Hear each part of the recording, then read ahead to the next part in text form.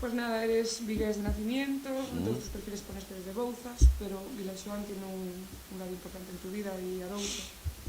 Hombre, esta zona es fundamental en mi vida y forma parte de mis recuerdos. Mi padre es de Villajuán, yo siempre venía aquí con él a veranear, a ver a mis abuelos, y es una zona que se te pega, o sea, esto es una zona fuerte, es una zona intensa. Y desde luego yo me acuerdo, hay muchísimos sitios de los que he perdido la memoria, sitios a los que te desplazabas con esa edad en la que estás descubriendo cosas y buscando cosas. Y curiosamente, lo que es Villagarcía y Villajuán en concreto, el chocolate, mi padre, mis primos, mis tíos, pues eso la verdad es que sí, se ha quedado muy grabado. Yo me imagino que lo que te estoy diciendo, que tiene que ver con que esta zona es muy especial y es una zona con la que siempre te quedas y en la que siempre pasan cosas. A mí aquí me pasaron cosas estupendas, descubrimientos. Mi primer amplificador y mi primera guitarra lo compró en Japón un amigo de mi padre que estaba en un barco. Y me acuerdo de eso, me acuerdo que mi padre me cogió, vamos que te voy a dar una sorpresa, y fuimos me acuerdo, a la plaza de Villajuán. Y allí me salió con un Talmus y una guitarra, que en aquel momento eso era, vamos, oro, como si ahora te dan el último modelo de Apple, pues en aquel momento, y claro, todas esas cosas se quedan muy guardadas. ¿Qué años tenías? Yo ahí era muy jovencito, yo debía de tener 10, 11 años. Ya tocaba y, y, y yo venía aquí todos los veranos. Y en concreto ese episodio no se me olvidará jamás, porque nunca se te olvidan las primeras cosas, y sobre todo que yo siempre estaba con guitarra española, el tocar una guitarra eléctrica de repente y el tener un amplificador. Claro, estamos hablando de cosas que ahora son muy asumibles, pero en aquel momento, pues una guitarra española, un amplificador, una guitarra eléctrica venida de Japón era una cosa fuera de lo normal. Y obviamente eso no lo olvidas. A todo el mundo que te conoce te asocia a Golpes Bajos, a los inicios, pero antes de Golpes Bajos, ¿qué había de música? Pues antes de Golpes Bajos hay muchísimos escarceos, hay un amor a la música pues muy pronta, desde muy jovencito, actuando en los primeros festivales del colegio, en el Colegio Labor, que el Colegio Labor, sí, yo pasé por bastantes colegios, pero sí que el Colegio Labor es como la novia que has querido más, ¿no? Y el Colegio Labor es igual. El Colegio Labor organiza unos festivales anuales en donde yo ahí empecé a hacer los primeros pinitos. A partir de ahí ya nunca dejamos de hacer cosas, grupos,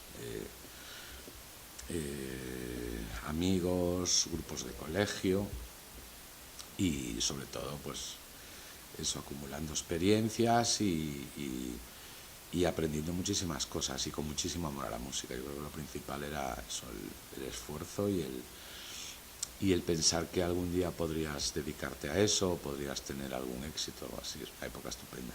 ¿Recuerdas cuando tocaste por primera vez? ¿Qué edad tenías más o menos? Pues yo creo que tenía 11 años en el Colegio Labor, en el Cine Visol, que era donde hacía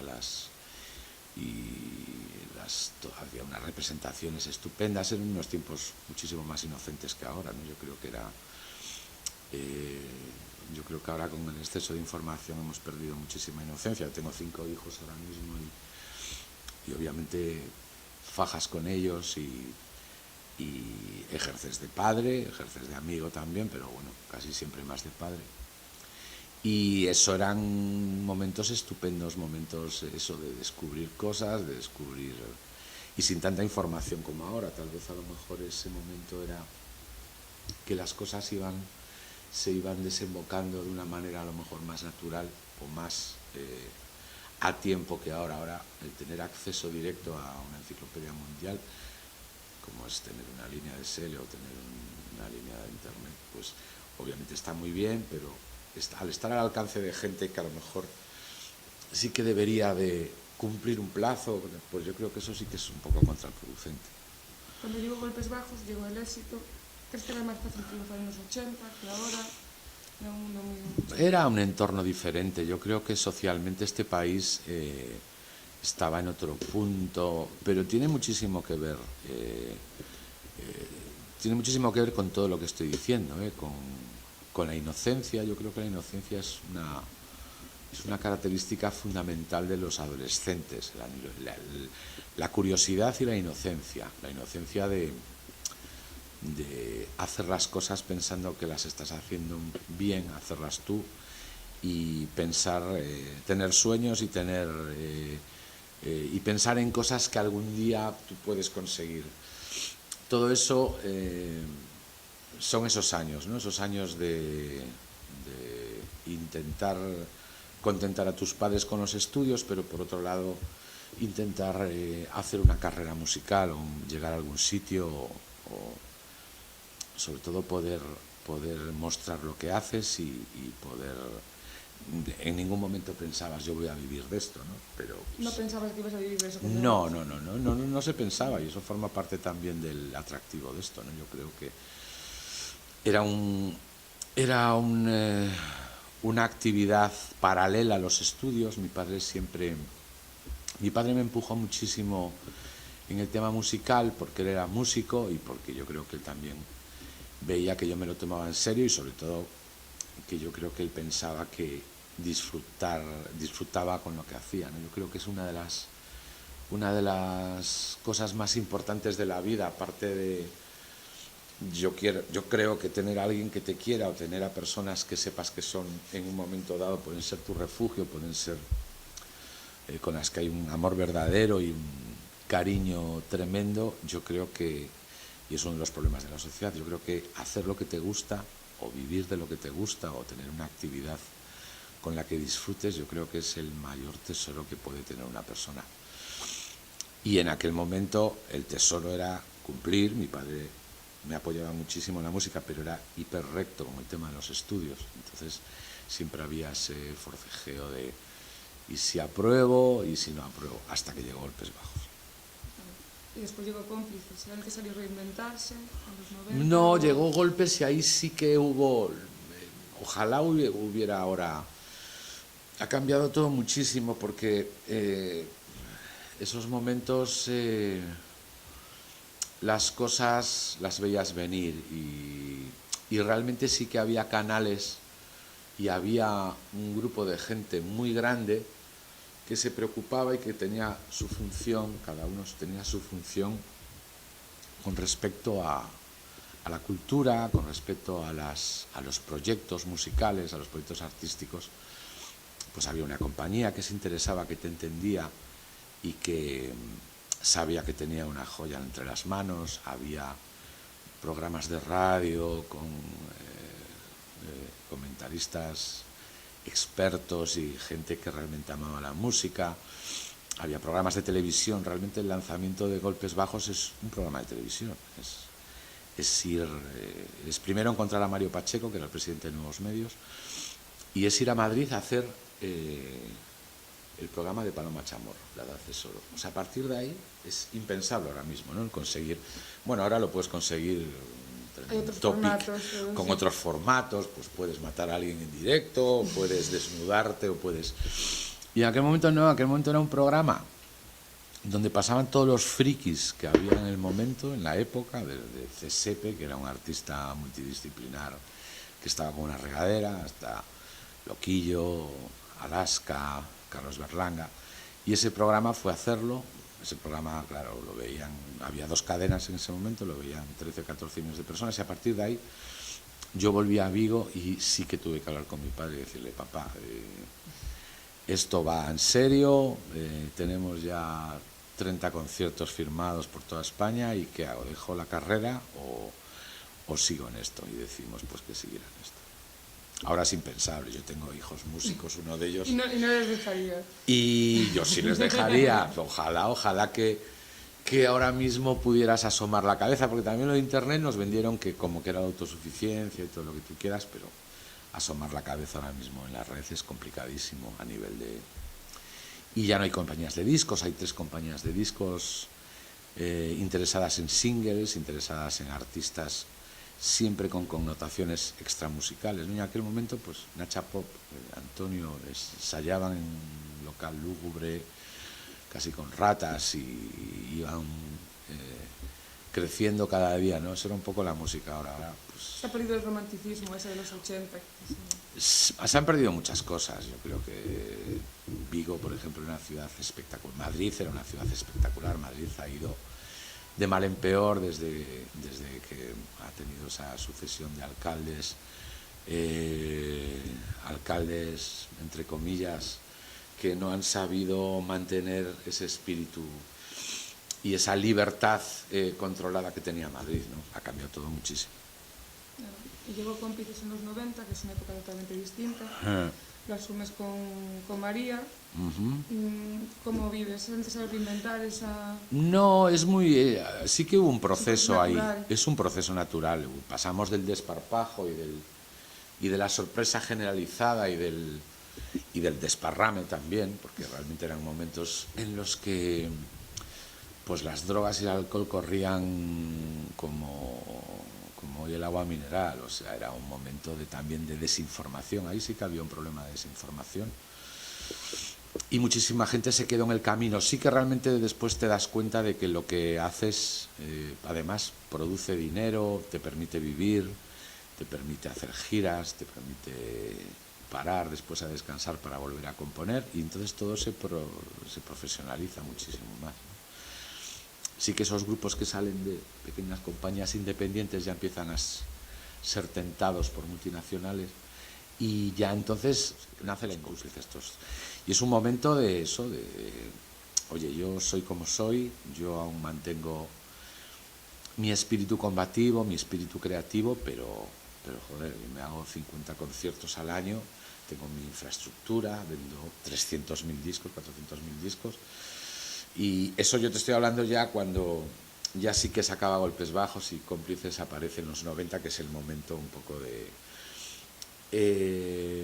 un momento que gana en eso, en profesionalidad,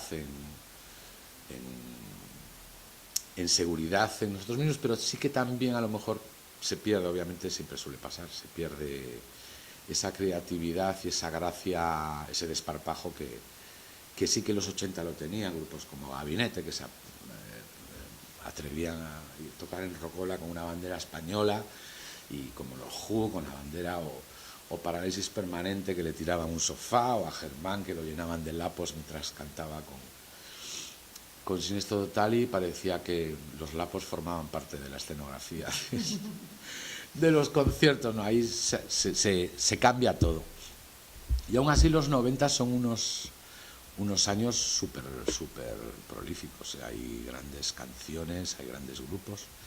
Yo creo que la crisis viene a partir del 2000. 2000 es donde hay ya una estampida general, y sí que empezamos a entrar en tics que tienen que ver con la globalidad, y empezamos a perder ya un poco de personalidad todos, de esencia. Y sí que es verdad que nosotros veíamos para el Reino Unido, por ejemplo, con Golpes Bajos, éramos locos de Stranglers y de los Who, y en los 2000 también se ve, pero es como que ya empieza a pudrirse todo un poco, empieza como a haber un cáncer general de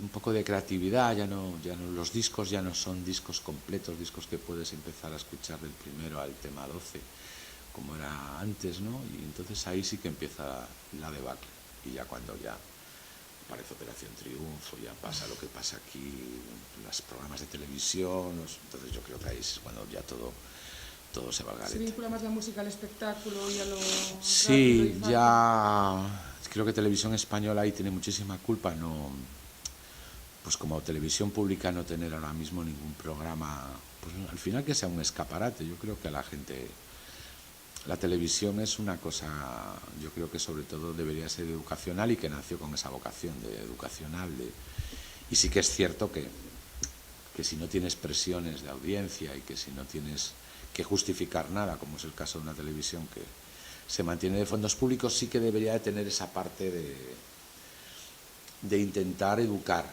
a la gente y no competir con cadenas privadas que sí que necesitan tener unos rangos de publicidad y unos ingresos, todo esto. Y ahí Televisión Española no lo ha hecho bien. La última es haber provocado este reencuentro de Operación Triunfo que se hizo el otro día, que tuvo unas críticas espantosas, que fue un programa espantoso, pero ya a nivel vergonzoso, a nivel técnico, ¿no? Yo lo estaba viendo, lo vi, estaba en Pontevedra, estaba por aquí, y no es posible que en el 2016, con los avances, ese programa pudiera sonar como estaba sonando, ya te digo, es una cosa. Y la gente desafinó, la gente que está en una academia pues estaba desafinando. Salió una crónica en El País demoledora, de la que yo no me alegré, porque yo sí que es verdad que produje en su momento a Nuria Fergó y conozco a Bisbal y conozco a Bustamante y son unos chicos estupendos, pero estamos hablando de otra vez vuelve el peligro de que volvamos otra vez a retomar una cosa que en su momento funcionó y que vuelvas a hacer espectáculos de este tipo en print time, una televisión pública, siguiendo, y me consta que televisión recibe, y de gente preparadísima, recibe proyectos para hacer programas musicales, unos 300 al trimestre, 400, y es verdad, y no sé, y seguimos ahí con lo mismo, porque hay gente muy buena. ¿Por qué? Porque pues no lo sé, yo creo que es un problema de incultura política. Yo creo que sí que es verdad que en estos últimos años la cultura lo que pasa es que ya a mí ya no me importa, porque yo es que veo problemas tan urgentes que no tienen ya ni que ver. La cultura se supone que ya es un lujo secundario, quiero decir, aunque yo no creo que sea tan secundario, y hay mucha gente en Europa y en Alemania que insisten, en Francia, Inglaterra, que insisten que la cultura es una droga, es la mejor droga que pueda haber para el pueblo y aquí en los últimos años se ha destruido. Son políticas, al final son políticas, y Televisión Española, pues si el poder judicial no lo consigue separar del poder político, imagínate el poder mediático todavía menos. Y al final no se hacen cosas porque yo creo que siempre está en manos de gente con intereses. Y sobre todo la guerra de la audiencia. Yo creo que Televisión Española no tiene que competir con nadie. Tiene que educar. A mí una vez me decía Galloso, pues han puesto un programa sobre las cocochas a las 10 de la noche y tuvieron una audiencia. Y yo dije, no me lo puedo creer. Y al final, pues te convences que a la gente también ve lo que le des, y yo creo que ahí sí que debería haber gente con dos dedos de frente, pero no la hay. No existe una clave del éxito, y menos hoy en día, pero es verdad que hay grupos de los 80 que siguen manteniéndose. ¿Es que es por los directos? Por no, las hombre, letras, yo no tengo vocación ya ni de estar en primera línea ni nada. Yo estoy cansado, quiero decir, no estoy cansado, estoy encantado de hacer las cosas, pero de otra manera, y hacerlas en mi casa, y tampoco me puedo permitir el lujo de irme 2 meses de gira, aunque sí que voy a América y vamos a América de vez en cuando, pero es otro planteamiento, y sí que es verdad que a pesar de todo, a pesar de que se supone que los tiempos han cambiado y que sí que ha habido un relevo, como lo normal es que haya un relevo, sí que la gente sigue muy obsesionada con los 80, sigue habiendo, yo he hecho entrevistas para muchos documentales sobre los 80, hay salas en España que programan solo grupos de los 80, podríamos estar tocando continuamente entre varios grupos de los 80, hay recopilaciones, y eso es llamativo, está bien, pero no sé, es llamativo. A mí me gustaría saber si dentro de 20 años puede haber 15 o 20 grupos como los hay ahora que representen una época tan... y que ya sea tan homogéneo todo y se presente como festival de los 80. Y la gente va y la gente... Es una época muy brillante, hay canciones... Además, te das cuenta, los grupos eran mundos diferentes. O sea, si tú coges pero ya musicalmente y estéticamente, como a Radio Futura, a Gabinete, a Parálisis y a Los Secretos, y eran 5 mundos diferentes a nivel estético, a nivel musical, a nivel de pretensiones, y eso es lo bueno. Ahora coges bueno, yo no te voy a decir cantantes melódicos, pero si coges La Oreja de Van Gogh y porque fue Eurovisión, que son de Oviedo, y otro más, y los produce el mismo productor, los sonidos son igual como todo el mundo también viste en Zara. Allí la gente se hacía las mariconadas, se las hacía en su casa, en Vigo. O sea que son momentos de globalización, de que todos somos iguales, y eso es un poco a lo mejor lo que yo he hecho en falta. Bueno, hace unos años volviste a los orígenes arausanos, musicaste poemas de Valle Inclán, fuiste el primero. ¿Cómo fue ese proceso de conocimiento de esa faceta, que no es la más conocida de Valle aparte?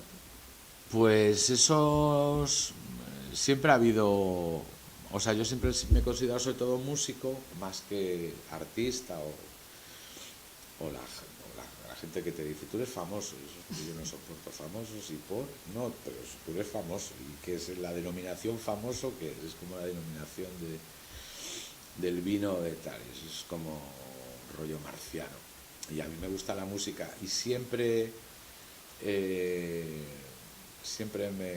me gustó la poesía también, y Galicia, al margen de lo que hemos hablado al principio de la entrevista, siempre ha estado muy presente. Yo tengo muy claro que acabaré aquí también, que me volveré de Madrid, aquí vivo en Madrid, pero yo quiero estar en Vigo pues en unos años. Y esto sucedió por entrar en contacto con mi primo, con Pancho Valle Inclán. Hubo un disco primero también de poetas gallegos musicados, de una cantante además de aquí, de Villa García de Arosa, y entonces ahí nació también el regustillo de decir, joder, tenemos aquí material de un poeta universal, un cascarrabias maravilloso con el que estamos totalmente identificados, por lo menos la gente que estamos aquí no es una típica persona convencional y plana, sino es todo lo contrario, es un personaje controvertido, arriesgado, muy difícil de entender a veces, y eso para mí es interesante. Entonces nos pusimos a trabajar en ese proyecto y yo estuve trabajando durante un par de años, porque sí que es complicado lo de musicar a Valle Inclán, porque tampoco es una prosa perfecta, o sea, no es una prosa muy cuadriculada para musicar, quiero decir, y costó mucho. La única que se había atrevido era Cecilia, curiosamente, que sí que dejó un par o que estaba preparando temas con letras de Valle Inclán a menos, pero tuvo el accidente viniendo además de Vigo, y el proyecto se truncó y ya no hubo más. Y la verdad es que tenemos un proyecto estupendo, lo hemos movido en algunos sitios, lo hemos hecho en el Teatro de Alcalá de Henares, en el Festival de Teatro, lo hemos hecho en varios sitios, y está ahí guardado, pero como siempre también peleando con las instituciones, ¿no? que a veces pues eso, se gastan un dinero tremendo a lo mejor en traer a Bisbal a un sitio, y se olvidan a lo mejor que estaría bien intentar pues hacer una comunicación. Todo tiene que ver, estamos hablando de un poeta tan espectacular como Valle Inclán. Pero ahí seguimos, y habrá cosas, vamos a estar. El proyecto está hecho, ahora lo vamos a mover un poco más y vamos a estar aquí encima. Cuando falleció Bouza Brey, hace nada, también musicaste unos poemas en el homenaje a Sí. Joan. ¿Hay alguna idea de apostar por otro poeta para...? Bueno, este año ha sido, era un personaje maravilloso también. Yo creo que esta zona te vuelve loco, te loquea, como dicen, ¿no? Y eso con todo y lo bueno y lo malo que conlleva, porque eso para componer es muy interesante, el loquear de vez en cuando, pues componer o hacer cosas en la caja de un banco es complicado, ¿no? Entonces, y Bouza Brey era otra persona muy, muy curiosa, un loco maravilloso. La verdad es que la poesía es estupenda y es magnífica. Y este año ha sido homenaje, había realmente aniversario de muchísima gente. Yo creo que es aniversario de Rosalía, aniversario de Camilo José Cela también. No sé, hay muchísimo que hacer aquí. Lo que pasa es que, bueno, vamos a ir poco a poco. Ahí despacio. Buz Abrey a mí me produce una satisfacción muy grande haberlo conocido unos años antes de que falleciera, gracias a mi primo, como siempre, que es el que un poco está también aquí de reportero dicharachero. Dices que tienes un hijo que va a seguir el mundo de la música, ¿qué le recomiendas? Lo sigue, no lo va a seguir, lo sigue. Este es el único profesional y es un chaval, bueno, pues un mundo tan distinto, muy válido, sí, y él tiene los tics también del mundo actual. A veces yo no lo entiendo, pero bueno. Pero lo que está claro es que él vive de esto, tiene muchísimas actividades y está metido en el circo que es lo que es ahora la música, ¿no? ¿Y que tú criticas tanto? Y yo critico y yo apoyo cuando hace cosas buenas o cosas interesantes. Él toca con varios grupos, aparte de todo lo que hace. Tenemos una escuela de música en Torrelodones que la lleva él, y él toca con un par de grupos de verdad muy buenos que desgraciadamente no tienen salida a nivel discográfico, pero por lo que te digo, porque es que están está acotado, quiero decir, o sea, a la hora de conseguir el problema es que te escuchen, quiero decir. Están dos grupos, Bluestein y otro más, grupos muy potentes musicalmente, pero bueno, están ahí sobreviviendo. Él después es profesor y es batería, es el batería de Cómplices también cuando nosotros giramos. Pero es una pena que esos grupos no tengan manera de asomar la cabeza, pero asomar la cabeza a nivel serio, no asomar la cabeza de, oye, un Facebook con 2.000 personas que se entera de lo que hace, ¿no? Esto no es lo que pasó con Amaral en su momento, que Amaral, yo viví su carrera y fue una carrera de apostar y de apostar y de apostar, y al final eso ya se acabó, lo de apostar. La persistencia de decir, oye, yo tengo aquí un proyecto estupendo y esto va a salir adelante algún día. Y efectivamente, pero claro, tiene que haber un proceso de amor y de cariño hacia el producto, entre comillas, que es que ahora encontrar a alguien que siga creyendo en ti a pesar de que saques un single y no funcione es complicadísimo. No lo hay. Todo está a base de inversión y beneficio, y eso también forma parte, pero no es lo principal. ¿Cuál es el proyecto a corto plazo en estos momentos?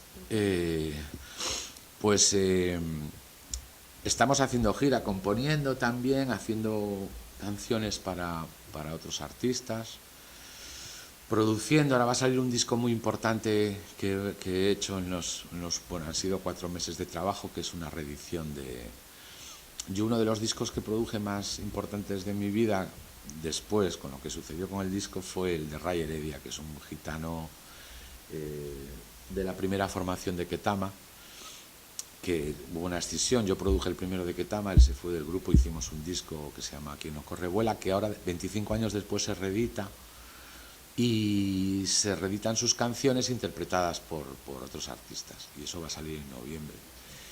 Y es un disco estupendo. Está Rubén Blades, está Alejandro Sanz, está Vetusta Morla, está todos los Carmona, está Alba Molina, está Arcángel y Pepe Habichuela. O sea, es un disco espectacular que rinde homenaje a un artista que también vivió muy a prisa, porque falleció pues 6 meses después de la salida de su disco, de sobredosis. Era una persona con muchísima prisa en todos los sentidos y con demasiado talento. Y entonces él se convirtió en una especie de Kurt Cobain del mundo flamenco en toda España, bueno, en toda España y fuera de España, que es el disco, vamos, Rubén Blades era un enamorado de él, Fito Páez era un enamorado de él, con un disco nada más. Y ese disco se reedita ahora en noviembre, empezaréis a ver, porque al final ha entrado una compañía multinacional también, aunque en principio el proyecto empezó con conmigo y con la hija de Mario Pacheco, que era el presidente o el director, el creador de Nuevos Medios, que fue la primera compañía que sacó a Golpes, a Ketama, una compañía maravillosa, independiente, pero vamos, con unas referencias de disco que no te puedes imaginar, Pata Negra, Martirio. Entonces Mario murió también, y su hija, que es una chica estupenda y con muchísimas ganas de hacer cosas, pero que se encuentra con la voracidad de hoy en día, obviamente, de lo que es mantener una compañía de discos, pues nos animamos a hacer esto. El proyecto fue creciendo también, porque realmente sí que empezó a entrar gente muy, muy gorda. Y al final pues sale con Universal también y saldrá en noviembre. ¿Se siguen vendiendo discos a pesar de Spotify? Sí, sobre todo vinilos. Sí que hemos perdido la cuota. En el Reino Unido hay una cuota siempre de venta que nunca hemos superado aquí a pesar de la crisis. O sea, gente que realmente ama la música y que hace lo mismo que hacíamos nosotros hace 30 años, que era comprar un disco al día siguiente que saliera y escucharlo entero y ver las fotos y ver los créditos y estudiarlo y disfrutarlo y tal. Aquí eso se ha perdido. Pero bueno, las compañías siguen, sobre todo, también viviendo de eso, de todas las cosas que tienen, de los cosas antiguas también, un poco de todos los catálogos enormes que tienen. Y bueno, pues ahí está. La verdad es que ha cambiado todo muchísimo también, y sí que es verdad que con el MP3 también un poco se ha ido a la porra toda la exigencia sonora de cada persona, un poco. Pero bueno, las compañías están ahí aguantando el tirón y